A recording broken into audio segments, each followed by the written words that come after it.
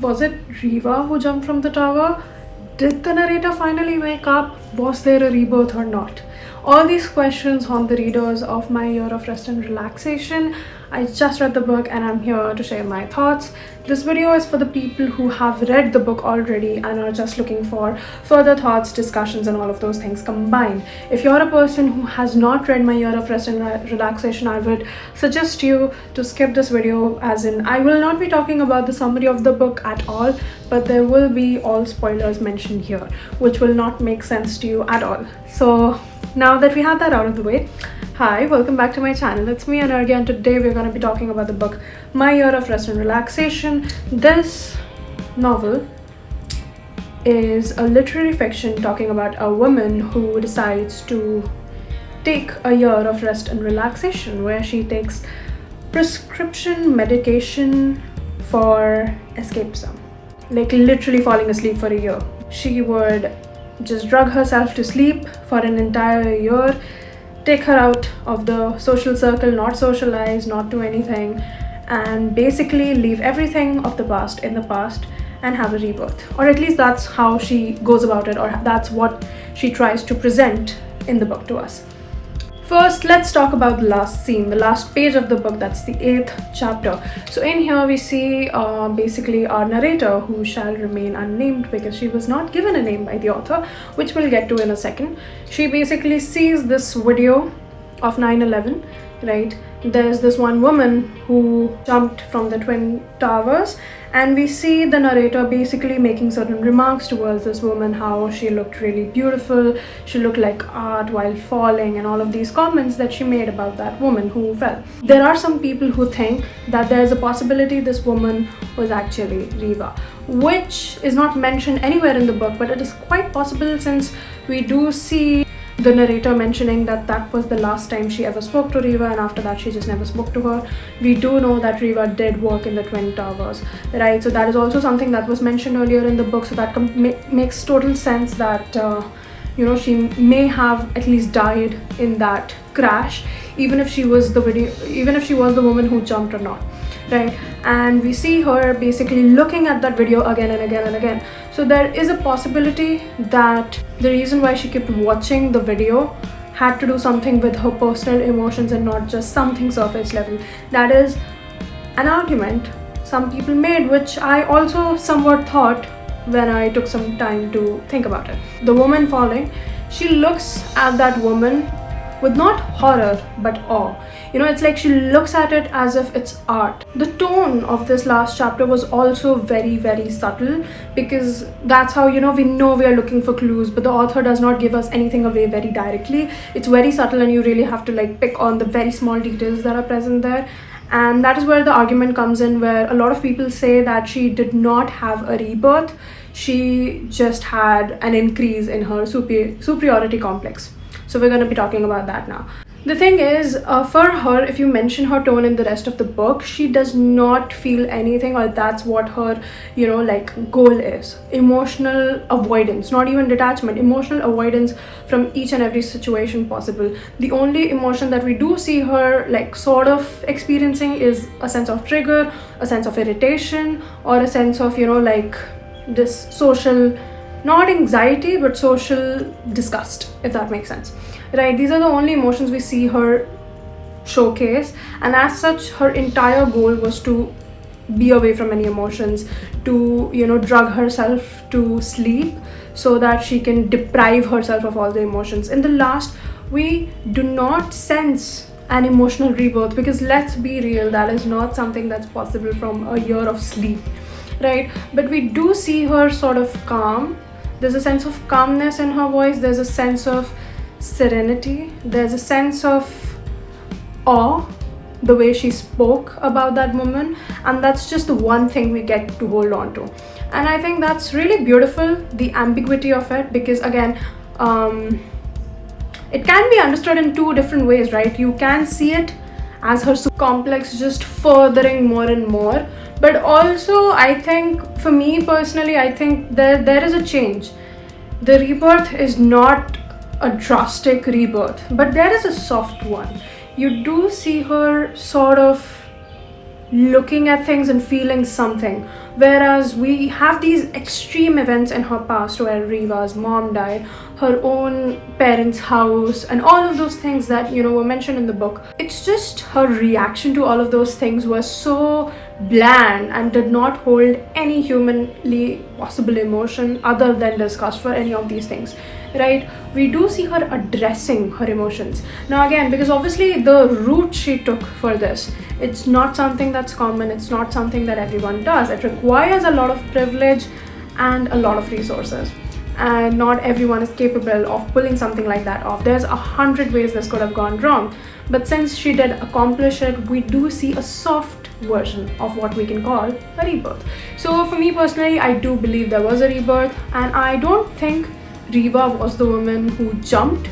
But again, she did mention the line that the minute she jumped is the moment she fell in love with her or something, right? So that was something that kind of did click. But whether it was Riva who jumped or not, I do believe she died in that accident. And thus, you know, the narrator is kind of maybe looking at that woman and resonating Riva to her. Let's talk about the narrator though. The narrator in the entire book remains nameless, and I think that's really, really beautiful. Why that is? Because this talks about the anonymity of the character. Because see, it can be anyone, right? Her, the way she thought, we looked at the book through her perspective. She was our narrator, but again, to the outer world, she might not have appeared that way. She did not have a lot of close connections or nothing at all, to be very honest, and that's why she could pull this off very easily. To all the people she would meet occasionally, she could very easily get away by saying, oh, I was just there, I was out of town, I'm gonna be doing this, I'm gonna be doing that, and she doesn't really have to justify what all she's doing. Her parents are gone, she does not have a stable relationship in her life. The one friendship she has with Riva is again very complicated, and we'll get to that also in a second. But I think the reason why she remains nameless is because, again, she can be anyone. I think that's what the no name policy here suggests. Also, the character here had a lot of privilege, basically the character, I think, had every stability in life possible except for maybe loving parents, right? And again, it takes a lot to understand a character with whom you don't personally narrate, and I think that's really beautiful. The fact that you saw her in that privilege, you saw her in that sense, and she was talking about these things that she wasn't talking about them, but that basically addressed things that she was going through and all of that, and you could not exactly relate with her, but you still keep going because it's just so interesting. I think the writing style here was really, really good. It was almost very funny at times also, specifically the scenes with Dr. Tuttle. Whatever was that, I did not quite understand like that. I think personally that seems to be the loophole in the situation, but it was really funny. It was a satire, and it was really funny at times, and really, like, you know, I was like, what is even going on?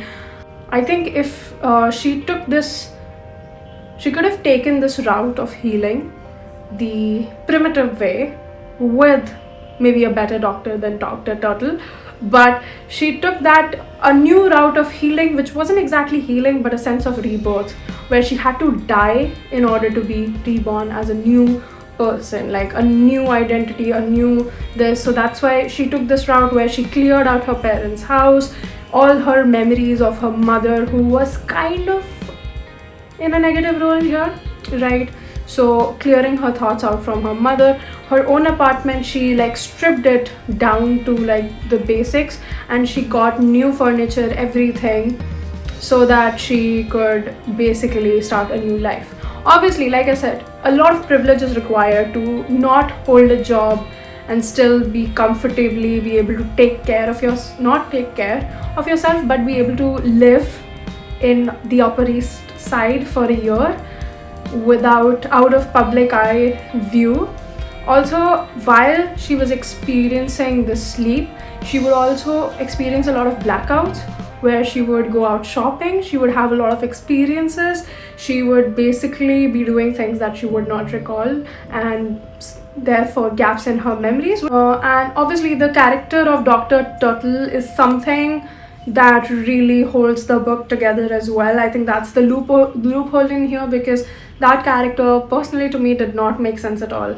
The fact that she did not even remember that the narrator's parents were not alive anymore, and every time the narrator would have to repeat that to her, and apparently she'd be taking notes. Like, you'd see her in the book, she's taking notes every time they meet, and she seems to be very serious, but I don't think there's anything going there at all. Whether the character in itself was psychologically not doing well, or if, you know, she kind of just went along with the narrator, that's something you don't really know. I mean, obviously it makes more sense for her to just be someone who did not pay attention to the narrator to begin with. And I think again that would talk about how, even if, you know, she is someone who kind of like an enabler, because rather than trying to pull the narrator out of that situation, she would prescribe her just medication to escape further, right? When she was experiencing insomnia, all of those things, the psychiatrist's duty is to help her through the rough patches and get out of that zone, whereas the psychiatrist was just helping her escape it more and more and more, thus further avoiding her emotions, which is something that was really very funny to me.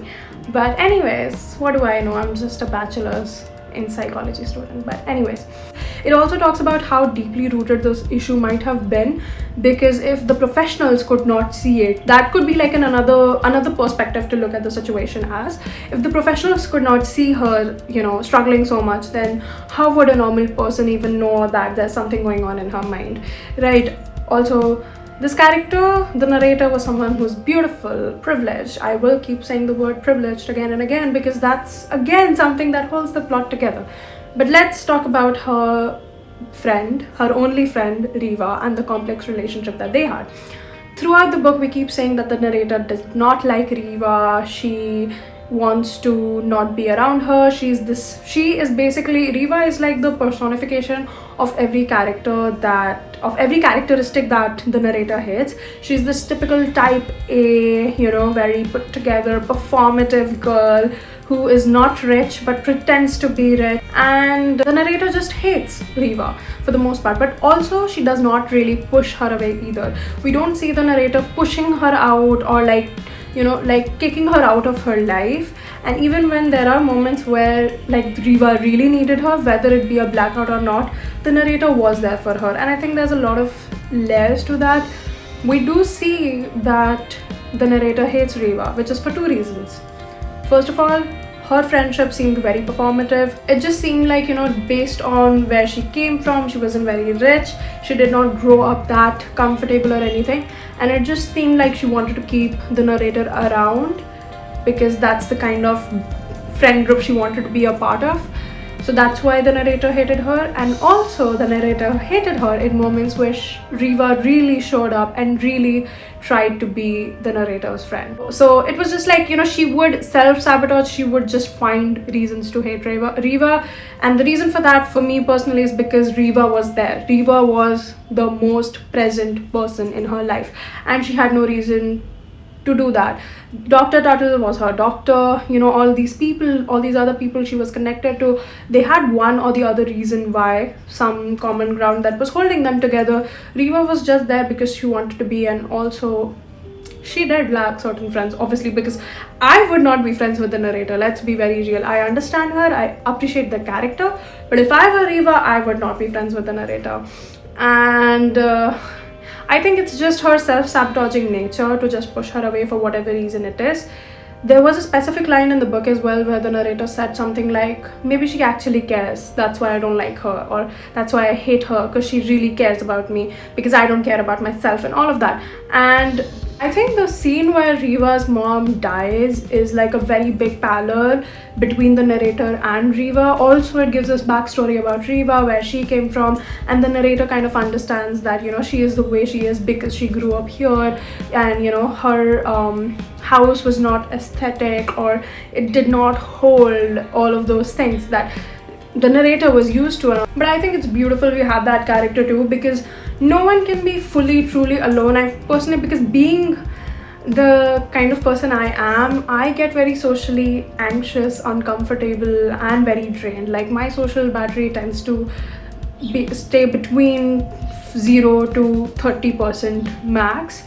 So being this kind of person, I do sabotage a lot of relationships and everything, and I could see that even at points where I would feel like fully alone, there would be at least one person who's just around me for whatever reason, and that made this situation more reasonable, sort of. That there's always, I think, no one is fully truly alone. Like, I have personally never experienced that state, although that would be bliss to me for a lot of reasons. I think that's one of the reasons why I could tolerate the narrator as well, and I think the book kind of makes you root for her.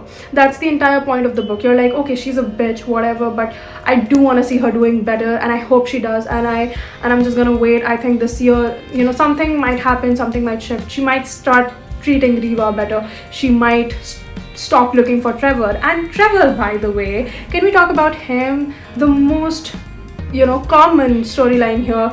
She was an emotionally avoidant person. She was self-sabotaging. She had these internal beliefs that she was unlovable, she was not cared for, not loved for, which can be seen through her relationship with her parents. Trevor is the emotionally unavailable guy who confirms her beliefs, right? This is the guy who will make you believe that you're unlovable because he will not love you. This is the person she knew was never gonna be around, and that's why she ran after this guy, because she knew it would never work out. She knew that this guy would always leave her for someone else, and that's the reason why she always wanted it to work out, because she knew it was never gonna work out is the reason why she kept going after this guy.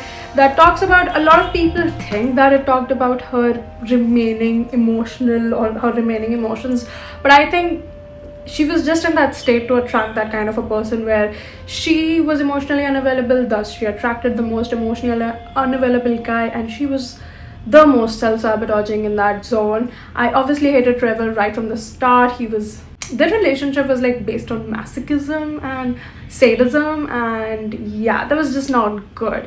I did not see any silver lining to the situation, any redeeming qualities about the Trevor guy. I'm pretty sure if we were to read about the narrator from someone else's perspective, again, we wouldn't have had the best of pictures, but again, we can be biased towards our narrator of the story. What's the point? Also, talking about her most important relationship, the one that inspires this entire story, which is the narrator's mother. Her mother was someone who was a drug addict, if that's the right term to use here, but she used to take a lot of drugs. She was the one who had the gene, and yeah, her relationship with the narrator, the way she treated the narrator, the way she treated her marriage and everything.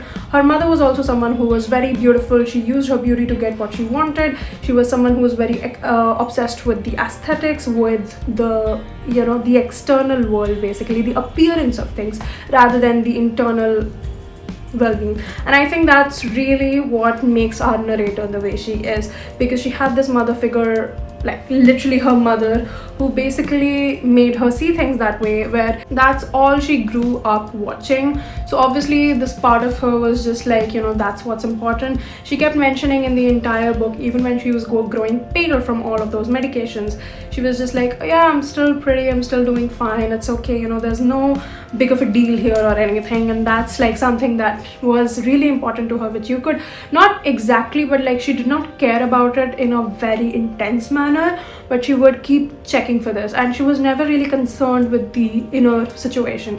The only things I did see judging was like the way a person looked and their aesthetics. So I think that her character is much more like her mother than she would like to admit, and I think she resented her mother for that as well, the kind of connection they had, everything. And her mother's death is what pushed her to get into the year of rest and relaxation to begin with. So I think that's what drives the entire plot, like inspires it, and that's where like I think my thoughts on the video ends, because that's all the characters we have in this book. I love a book with not a lot of characters, with like 4 to 5 major 4 to 5 characters in total, and there's like these like one main character, 2 or 3 important side characters, and just like some things going on in the side. I think it gives us so much time to focus on them and each of the characters and get to know them very well, rather than a book where there are like some 20 odd characters and I'm like, oh, what am I supposed to do? I can't even remember their names. For example, Cleopatra and Frankenstein. Although a very beautiful book as well. I will be shooting a video for that as well.